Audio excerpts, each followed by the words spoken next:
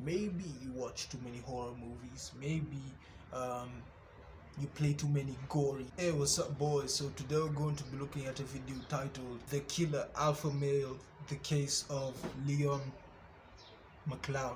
Right? Let's just see what it's about, because I've never seen nothing like this. Lyndon McLeod. You have likely never heard of this man before, but this narcissistic, Whoop. I butchered the pronunciation. misogynistic, violent man created a self-insert fanfiction trilogy all about himself. Most of those around Lyndon ignored the glaring red flags, and those who did highlight his concerning behaviour to authorities were seemingly ignored. But in December of 2021, Lyndon would go on to commit a series of violent actions, all of which were detailed in his books. And the consequences behind these actions were catastrophic. Good morning, good afternoon, or good evening, folks. My name is Adrian, and welcome back to another video by Coffeehouse Crime. Today we're looking at the case of Lyndon McLeod. Now, this case is something. Lyndon McLeod's story is right up there with Randy Stair and Elliot Rodgers as one of the most insufferable perpetrators that I've covered. And so with Up there with, if you don't know, Elliot Rodger is the king of the incels, right? He ended up killing a lot of people just because he couldn't get girls, which is something we see a lot. We've seen a lot in the incel community. But this is kind of the opposite of that, right? This is why this is so interesting. It's the opposite of that. Like, most people see being an incel, the opposite of that is being an ultra alpha male, right? And this is so interesting because not a lot of people know about this. that said, viewer discretion is advised. And of course, just to let you know that I post solved, unsolved, and strange cases here weekly.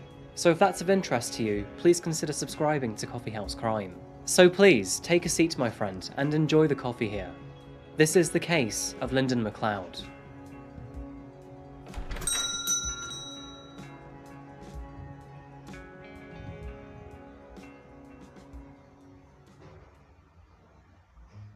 Incredible landscapes, the Rocky Mountains, and endless days of sunshine. Of course, I'm talking about Colorado. Welcome to Denver, folks. Found near the center of Colorado, the mile-high city boasts more than 300 days of sunshine per year. There are many appealing aspects about Denver, which is probably why, in the most recent decade, its economy has grown by a staggering 19%.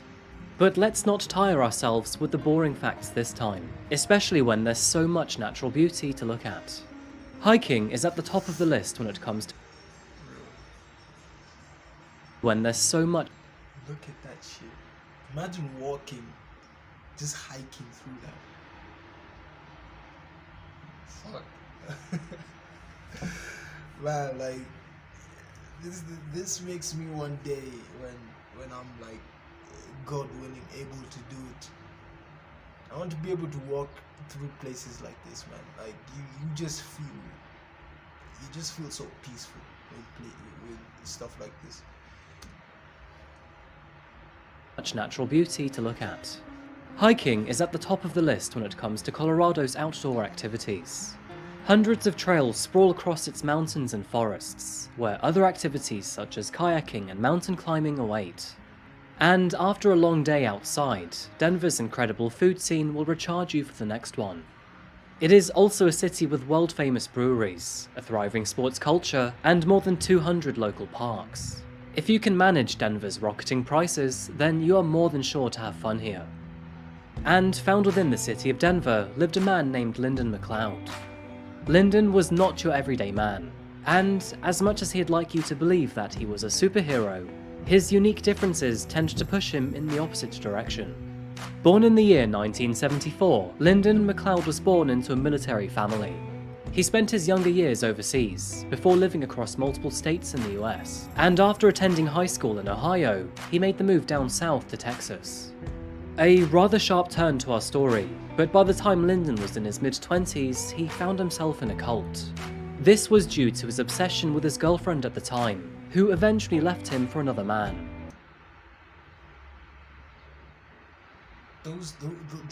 those thoughts do not connect to each other. Those thoughts do not connect with each other. I am obsessed with my girlfriend, so I will join a cult. That doesn't track right. Let's see if he explains that more. Rather appropriate for the direction this story will take, but the cult's slogan was, "Quit bitching, start a revolution."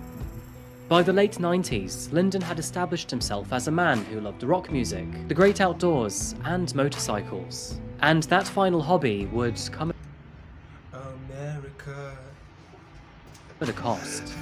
That cost came in the form of a neck injury, as one day while on his bike, he was involved in a road collision. This collision left him in hospital for several weeks, which also led to an addiction with opioids during his recovery and afterwards too. But by the year 2004, Lyndon had moved to Denver, Colorado, where he then took up work in the medicinal cannabis industry on North Holly Street, a move that actually would earn him a lot of money. He stayed in this venture for several years, but getting straight into it, in the year 2013, he ended up losing his managerial position after he threatened his employees with a gun. It was around this time that he met a very special character, a man named Jeremy Costello. Jeremy was a tattoo artist, and while adding another one to Lyndon's skin, the two began to talk. Now, Lyndon loved tattoos, and had many of them all over his body, but he was not an artist himself, and had no idea how to successfully run a tattoo shop.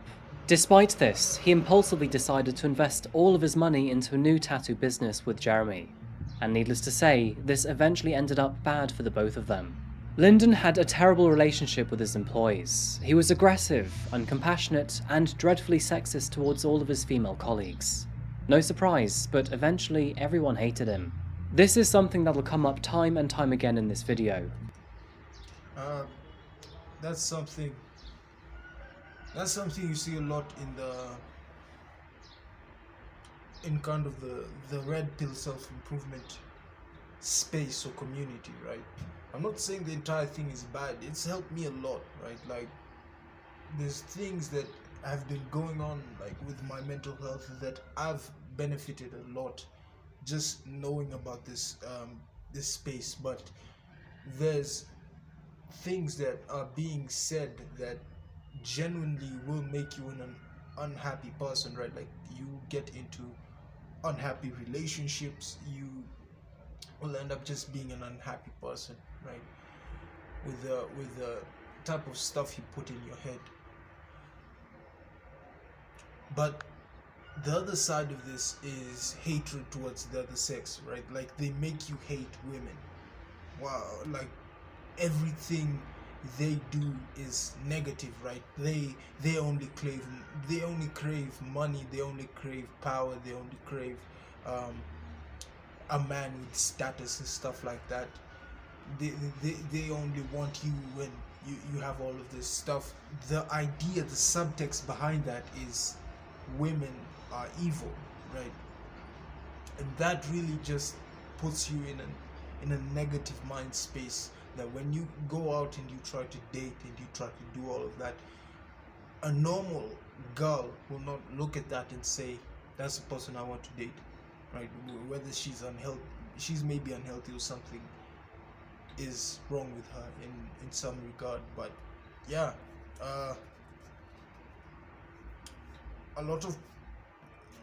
I think that is something that needs to change in the self-improvement community. Women are not evil. It's just the way they're wired, right? It's just the way they're wired. Do not look at them and see red. It's just the way they are, right? But he was actually an extremely misogynistic man. He believed women were useless and should have no say in important decisions. Most of his relationships would crumble within months, and despite his own brash personality, Lyndon was also extremely sensitive and held grudges much longer than most. And to add to this, he seemingly had no idea how to manage finances. By the year 2015, he was forced to close his shop, which destroyed his relationship with Jeremy. So I had a very successful business. I was an entrepreneur from about the age of 33. I was ruined financially. I went from making maybe 25, 30 grand a month in cash to zero, all in an instant. And so I had to sell all my assets, including my home. I mean, I was really in a bad spot. My friends just burned me. My girl just burned me. Like, my own family burned me. I mean, the details are Byzantine. They're really, really shocking. And it shocked me. And so I went to a very dark place. And I had all kinds of ideas of what I was going to do in order to make this right. With the unfortunate change in his financial situation, Lyndon retreated from the city and moved to a tiny home up in the mountains of Weston, outside of Denver. Being a fan of the tiny house movement and not having much money to spare, he made his own tiny house out of shipping containers, where he obnoxiously posted about it online. In one post, he said, "Most people try to make everything small in a tiny home, but I went the opposite route. I have less things, but each thing is larger. This was made possible because I didn't want a ton of goddamn storage. Storage is code for a woman lives here and needs a place to put all her modern bullshit that nobody needs. My home has books, guns, and meat. I don't need storage for anything else." Lyndon was already on a selfish and self-righteous path. He had already burned many bridges with former friends and colleagues. But after losing all of his money and becoming isolated in the mountains, his behavior, thoughts, and opinions would all sink to a whole new level. He had also become more open about his views on women. He outwardly hated them and showed no respect towards female well-being. It was around this time that Lyndon decided to become an author. He adopted the name Roman McClay as an online alias and began to write his own novels. And in particular was a 3-part series called Sanction. Now, I've briefly skimmed over the books, and quite honestly, they are absolutely terrible. His opinions are as tragic that fake out is awesome. as his grammar, and the make-believe world he created does nothing but stroke his own ego. The main character is of himself, who is, quote, an extraordinarily gifted boy born into an average family. He describes himself as a supreme Sigma, with high morality and culture. There's the word Sigma. Advanced AI selects him as the perfect being, and duplicates his DNA into 1.6 million other men to accelerate mankind's development. He also rambles on about alpha males versus beta males, and also describes women as promiscuous people who only think with their heads in the clouds. Lyndon's character also has the same history as Lyndon himself, from birth to the cannabis farm to being screwed over by Jeremy. But the disturbing details do not stop there. His character then goes on a 6-month murder spree, killing 46 people, and all of those 46 had wronged him in the past. His books further talk about taking action to start a war on American soil, and meanwhile, in the real world, Lyndon referred to himself as an outlaw and vouched for the book to one day become reality. So maybe all of this was just some sort of sick fantasy, a way. See, I don't know if you know about this dude. It's unrelated, but I feel like it fits in well to explain this. There's a dude or guy named Vince McMahon. You probably know him, right? He's the founder of WWE, and actually tomorrow there's supposed to be a documentary about him in Netflix coming out, and basically it outlines just how evil the shit he does is, right? Like he's done some pretty vile stuff, and a lot of these were under wraps. Like no one knew about any of this stuff, right? Anyone who threatened to come out with it, he wanted to silence by giving them hush money, right, or trying to extort them. He kind of portrayed a character on TV or on WWE television. He portrayed a character of an evil boss or an evil kind of company owner, right? He encapsulated the idea of not executives, of big time kind of company owners and CEOs, right? Like he encapsulated the idea of the evil CEO, the guy who does evil shit, does not care about his employees, right? He wants to inflict pain upon his employees. That's the way people saw it. That's why people connected with it so well, right? And then it comes out that all of this shit has been real. Where am I going with this? I'm basically saying that whatever creative outlet people have, sometimes it has an element of the person who's portraying it. We get so many good roles because a lot of these are kind of extensions of these people, right? And I think that's the same with him, right? Like this was an extension of him. Him writing that was him channeling those ideas into a book, channeling those thoughts creatively, right? That's what I think. Way for him to vent out all of the negative emotions that had built up in his past. But to many others, it was a glaring red flag. With thanks to these books, Lyndon grew small fame in the manosphere, a collection of websites and forums that promote masculinity and misogyny and oppose feminism. These are typically populated by self-help hucksters, men's rights activists, incels, and the like. Lyndon would go on to meet many people through this pipeline, where he also expressed his frustrations at those who have, quote, betrayed him in the past. That's how I live now. Yeah. I live on It's validation. It's Deep validation. validation. Yes, because I was alone in the wilderness for years, abandoned by my tribe, usurped, betrayed, Yep. overthrown, Yeah. like In a literal sense. literally, In a literal like sense. no joke, like really fucked over by my tribe. It's not that serious, my guy. I get fucked over. Overthrown is a little bit dramatic. That's a little bit dramatic. That's a little bit over the top. That's something you'd see in a TV show or something.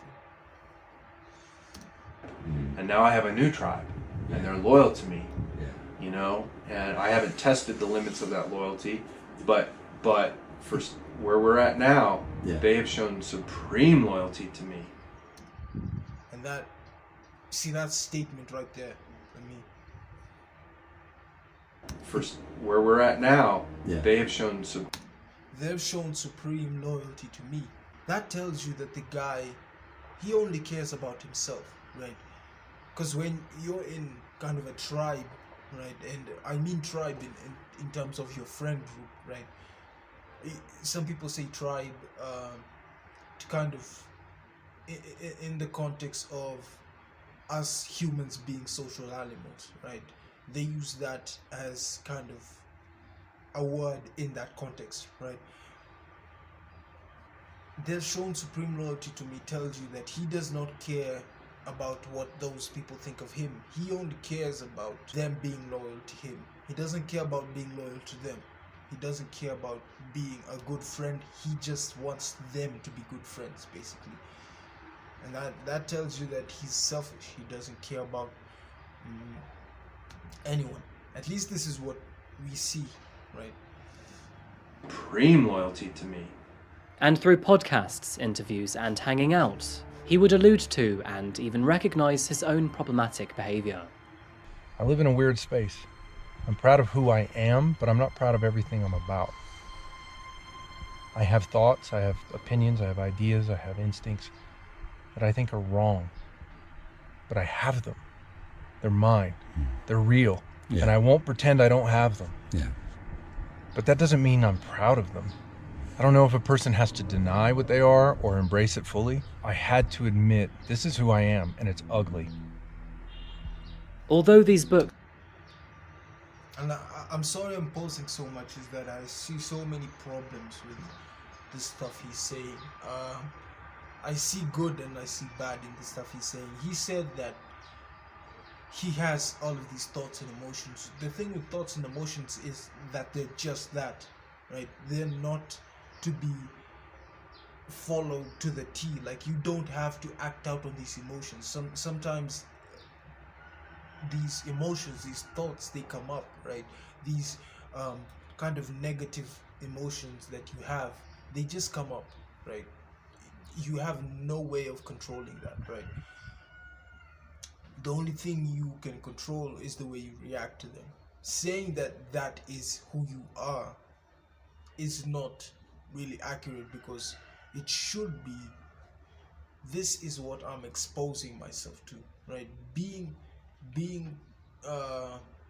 exposing yourself to media where that kind of behavior or those kind of thoughts, that kind of behavior is okay. That brings up those thoughts, right? Maybe you watch too many horror movies, maybe you play too many gory video games or stuff like that, maybe you read a lot of publications, or you read a lot of books that have gore in them, that depict gore or stuff like that. That tells you that you need to like clean the things you see, the things you watch, right? You should not just watch everything that comes in. Do not just watch everything that comes into your radar, right? You just filter some things out, right? That's all. Books were a red flag in their own right. There were many more opportunities for those around Lyndon to notice a deeply troubled and disturbed man. Both local and federal police knew of Lyndon, and authorities had even been called to his home over allegations of domestic violence on more than just a few occasions. 11 times, to be exact, from 2012 through to 2016. Lyndon had also made a series of death threats, which were so violent that the FBI paid a visit to his property. And former friends still following Lyndon online noticed him slowly yet surely slipping into more and more extreme behaviour. Appearing on a podcast in 2020, Lyndon described himself as, "My personality is so extreme that I'm like the oily rags in the garage next to a flame source. I'm just asking for it, you know? I'm either a beast or a philosopher. I don't live alike in this normal human world."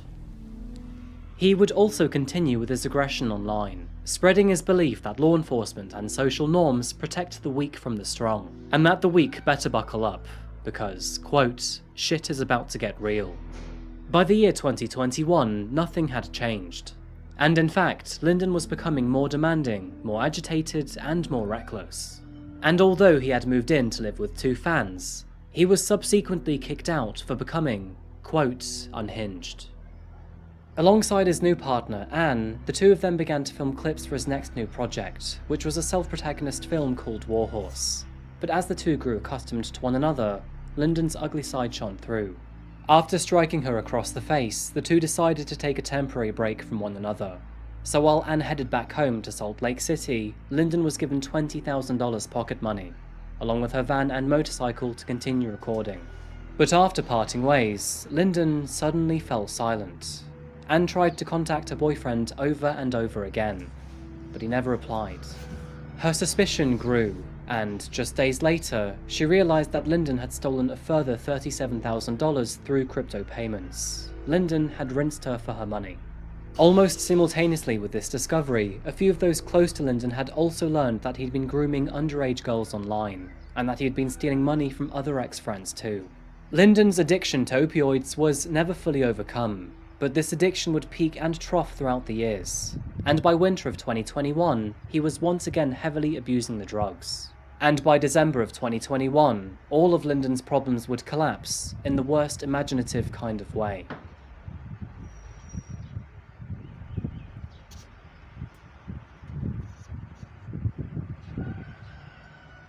U.S. citizen, you can vote from here, here, and even here.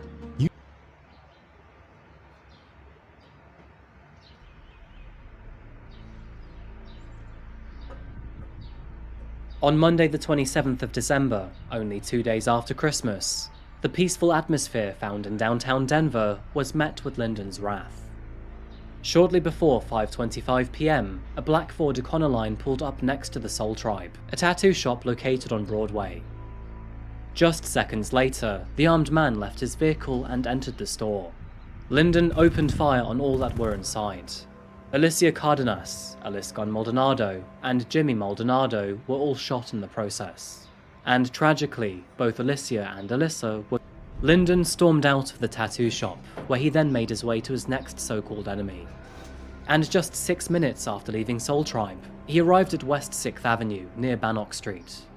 This was the location of Jeremy's apartment, and dressed as a delivery driver, he knocked on the family's front door, only to be greeted by Jeremy's wife. Lyndon asked for Jeremy, but she found it strange that the driver had turned up at this time of day, and to a door rarely used by public personnel. Using her wits, she told Lyndon that he wasn't home, when in reality, Jeremy was eating dinner in the next room. Lyndon walked away, but just 10 minutes later, he returned with a sledgehammer. As the family fled, Lyndon fired through several doors of the house, several bullets flying past the baby's crib in the process.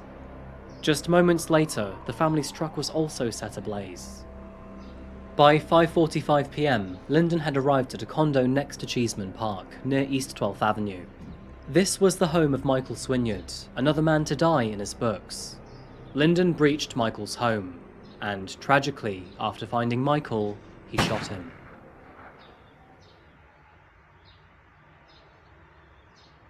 Only 12 minutes later, and at 5:57 PM, a surveillance camera captured Lyndon pull up outside the Lucky 13 tattoo shop found near West Colfax Avenue. The footage shows him enter the shop, and not even 10 seconds later, exit. Within that time, he had spent an entire magazine into the Lucky 13, killing Danny Schofield, another person to have supposedly wronged him in the past. Barely reported by the media, next Lyndon walked into Ted's at Belmar, went behind the counter, and poured himself a drink. When confronted, he pulled a gun on the bartender before walking out. Fuck off! Just wanted a drink. So, at this specific time, he was literally going through murdering people. And he could have just flipped the gun on you. That's crazy, man.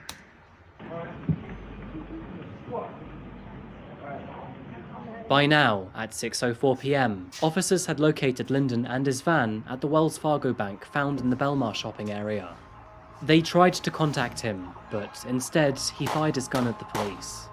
Police officers fired back, but Lyndon was able to escape the shootout. He made his way into the Hyatt House Hotel, drew his gun to the front desk worker, and unfortunately shot her. He had no idea who she was, but tragically, Sarah Steck was killed in the process. Lyndon then proceeded on foot. That tells me either life or just if he didn't serve life, I don't know what the fuck that judicial system is doing. Unprompted, right? The guy didn't, the girl didn't do anything wrong, right? She's just over there minding her business. And if he doesn't get life, I don't know what we're doing. Either life or being sentenced to death. That's what I see. I'm not saying that's what I want. I'm saying that's what I see. To the intersection of South Vance Street and West Alaska Drive. This is where he came across police agent Ashley Ferris. Already hearing of the other tattoo shootings, and on a hunch, Ashley decided to rush to a tattoo shop in Lakewood. She ordered Lyndon to drop his weapon, but instead he shot the woman in the abdomen. Despite being shot, Ashley returned fire, killing Lyndon McLeod almost immediately. And at long last, his reign of terror was over.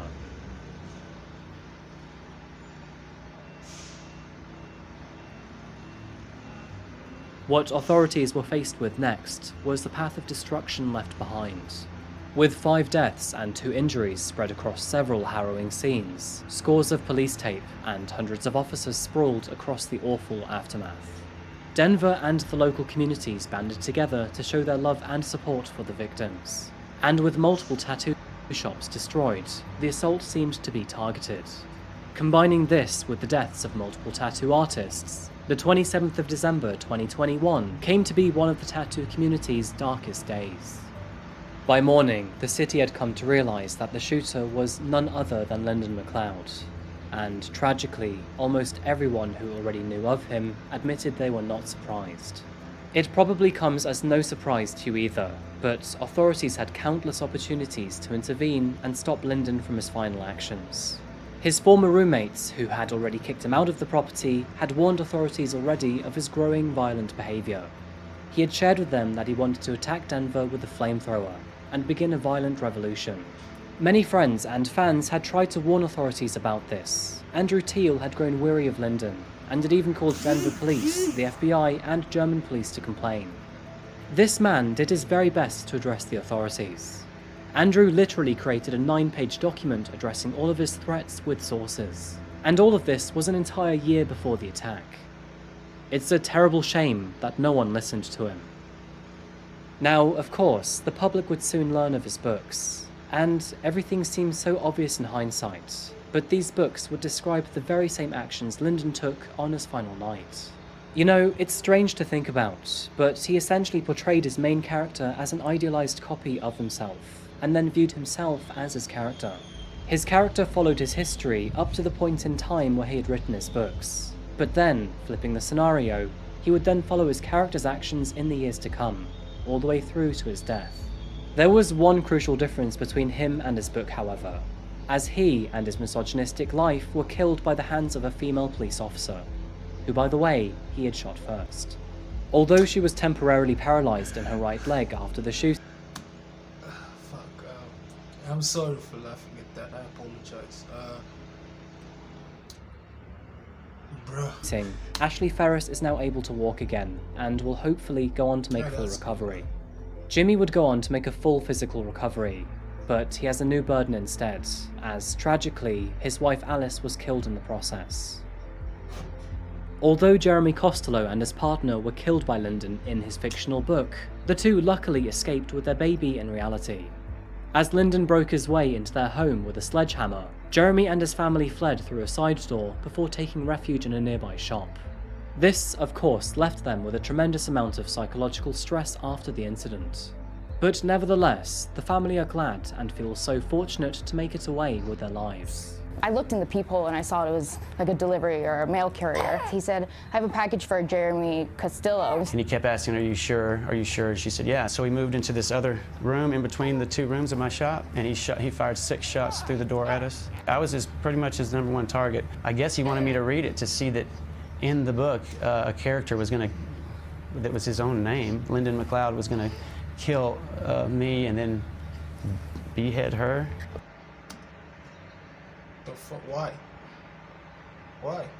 Like, I mean, everybody that was involved in this is a victim. We survived it, and I honestly have to thank Jeremy for that, and of course, the Lord. Several days after Lyndon's death, his girlfriend Anne received a package from the grave. Inside it were the rights to all 3 of his books, along with a 47-minute movie he had created. Lyndon may have been a terrible tattoo shop manager and author, and he was just as terrible at movie producing too. it's a serious moment, but stop with the fake outs. His film, which is named Warhorse, was just as nauseating to watch. It's a series of overdramatic bad boy clips very loosely stitched together to create a barely discernible story. And of course, the main character is yet again Lyndon McLeod. Very briefly showing you some parts of the trailer, dramatically framed scenes show Lyndon drinking whiskey while sheepishly grinning at lightning. He walks down dimly lit corridors, likely in search of his missing ego, and drives alongside big...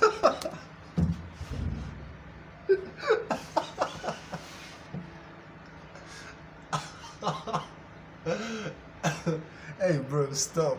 scary trains on his motorbike. The package received seemed to be sent on December the 27th, 2021, the very same day of the attack. And with his film being completed only days before he went on to kill multiple innocent people, it is all too likely that the film was intended to be used to glorify his actions. The movie was initially available for purchase online, but has since been deleted. Lower quality versions remain throughout the internet, but honestly, it's best buried. After Lyndon's death, officers made their way to his former home found in Denver. They were greeted by the home's new owner, who had a story to tell. Apparently, after buying the house off of Lyndon, he found multiple animal skulls scattered throughout the property. He also found multiple gun safes hidden behind walls. They found him to be very weird, and he pretty much completely vanished after selling the property. To quote a rather famous psychologist reviewing this case, Lyndon's business and financial failures were due to his incompetence, arrogance, aggression, and lack of people skills. Yet he blamed everyone else for what happened to him. He essentially hated all women, beta males, weak men, and those who wronged him in the past. And this left Lyndon very angry and isolated. Without the cognitive ability to challenge his own thoughts or opinions, he in turn became a very volatile man, and became more and more dangerous right up to the end. And sadly, this leads us to the victims of today's case, those who undeservedly died at his hands. Alyssa, Alicia, Danny, Michael, and Sarah. Jimmy Maldonado, who was also shot but survived, remembers his wife Alyssa as light in the shadows. She was sweet and gangster all at the same time, and had an amazing balance. The two of them were planning to start a family together, but that was taken away from them in the mere blink of an eye. Alicia Cardenas is remembered as a pillar of Denver's artistic community. Wisdom and grace poured from her any time she chose to speak. She was a kind and wise person, and her work and artistic flair will carry on through the many apprentices she taught. Michael Swinyard, a 67-year-old builder, every single time he reads kind of the victim list, it really just puts things into perspective. Because you couldn't handle your own thoughts, you couldn't handle your own emotions, you couldn't really just get over yourself and start questioning your own beliefs. All of these people ended up dying because of this. And it's not only these 5 people that he affected every single person that knew him, every single person that knew them, right? He affected so many people just from that one decision. It just tells you that once there's things that happen in our brains that we do not need to pay attention to, right? We do not need to feed some things in our brains, right? And if we do, it ends up looking like this. Was a quiet man. While introverted and shy, he was also a very good listener and friend. He enjoyed golf and making those around him happy. Both of those things he was very good at. Danny Schofield, a talented creative who worked at the Lucky 13, leaves behind 3 children and is sorely missed by his children, sister, and the rest of his family. Danny is remembered as a thoughtful man who had inspired many others to become tattoo artists. Sarah Steck did not know Lyndon McLeod. She was a stranger to him, but was shot anyway. At the age of 28, she had aspirations to become a graphic designer. She is remembered as an all-round great human being, beautiful and kind, and there to help anyone in need without hesitation. These 5 individuals had no chance to protect themselves from Lyndon's actions. And in fact, it is terrifying how quick some of these events unfolded. Whether there was any sort of contention between them and Lyndon in the past, it is certain that they did not deserve to have their lives taken. May the families and friends of Alyssa, Alicia, Danny, Michael, and Sarah find peace in the future. And so that just about wraps up our case today, folks. Thank you so much for watching another video today by Coffee House Crime. Yeah, it was a sad video. It really just tells you the stuff that I've just said. Sometimes you don't need to give your thoughts any validation. You don't need to feed your thoughts. You do not need to be calm or encapsulate what your thoughts are. You and your thoughts are 2 different things. When you expose yourself to certain type of stimulus, right? When you're looking at certain things, obviously it's going to have an effect on your brain, and this really shows it. So other than that, I'll see you guys later. Peace.